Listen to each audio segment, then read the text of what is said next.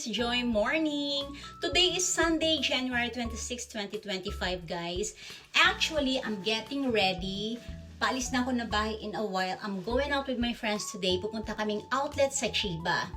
This is my outfit for today guys. Ayan, naka-hoodie lang ako. This is from Ralph Lauren. Yung hoodie na to guys, this is pang lalaki. Yung pinili ko lang is size XS para medyo mahaba siya ng konti. Kasi kung pambabae na size XS, medyo maiksi siya. So, mas maganda yung ganito kahaba. And I'm wearing vest. This is also from Ralph Lauren. And heat tech leggings. Kasi nga maginaw guys. This is from Uniqlo.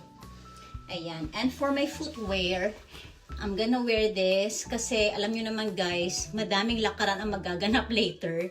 So, napaka-comfy ng shoes na to. This is from Adidas, yung Ultra Boost.